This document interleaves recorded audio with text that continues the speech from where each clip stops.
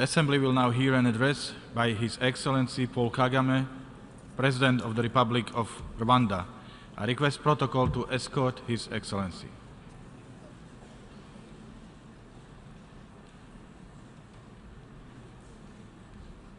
On behalf of the General Assembly, I have the honor to welcome to the United Nations His Excellency Paul Kagame, President of the Republic of Rwanda, and to invite him to address the Assembly.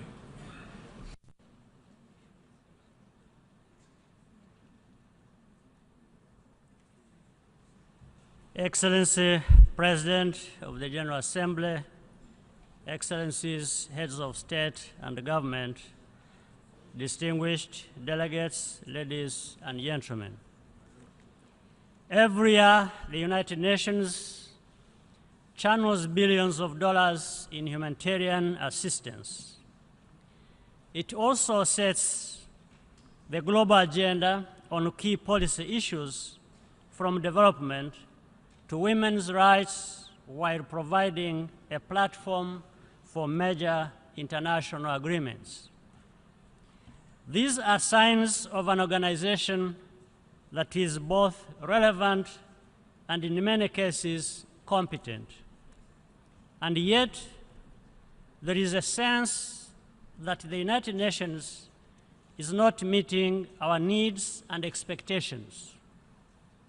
In this context, I would like to commend the Secretary General and congratulate you, Mr. President, for the two important initiatives the Secretary General championed this week on United Nations reform and response to sexual exploitation and abuse. These steps go to the heart of the matter, the deficit of trust and accountability in the international system. To be truly effective at delivering a decent life for all, the United Nations must treat all the people it serves with impartiality and respect, and it must be a good steward of the funds entrusted to it. Abuse and waste are therefore not a mere public relations problem, but an existential challenge which must be tackled head-on. The Secretary General deserves our full support to make the United Nations not only effective, but transformational. We have the tools and the mandates to address the global challenges of our day, from climate change to peace building to human equality and development. Where we fall short is in getting things done. Institutional reform is not a one-off event, like applying a fresh coat of paint. The essence of reform is a mindset of constantly striving to improve performance and delivery and holding ourselves responsible for shortcomings and results. In this case, the reform spirit that has started to take root in both the United Nations and the African Union is encouraging, and Rwanda is happy to be associated with both. This positive momentum also positions the United Nations and the African Union to work more closely together. Concrete steps can be taken on both sides to improve the quality of coordination and consultation.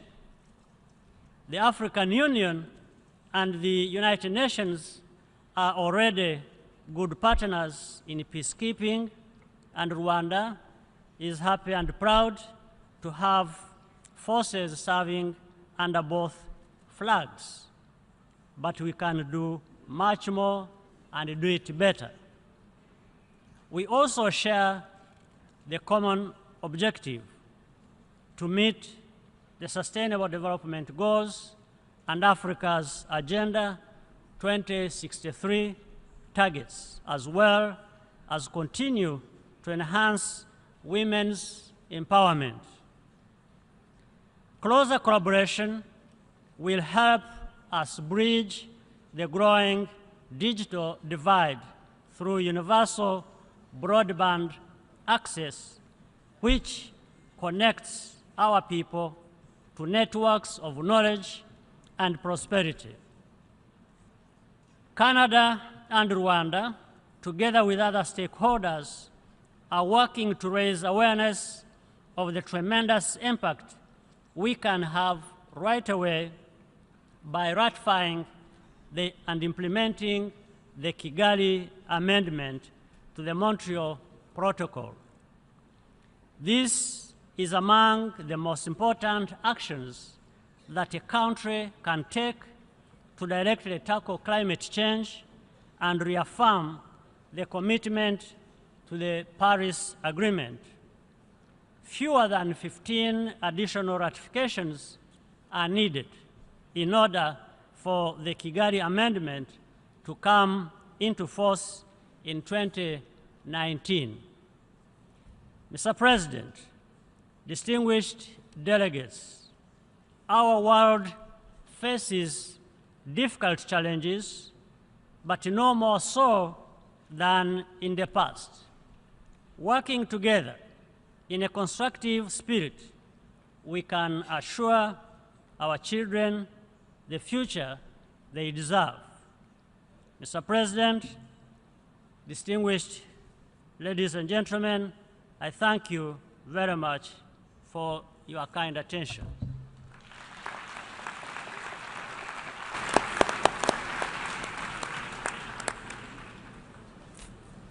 Au nom de l'Assemblée générale, I would like to thank His Excellency Paul Kagame, President of the Republic of Rwanda, for the speech he has just made. I would ask you to remain seated while we take leave of the head of state. Thank you.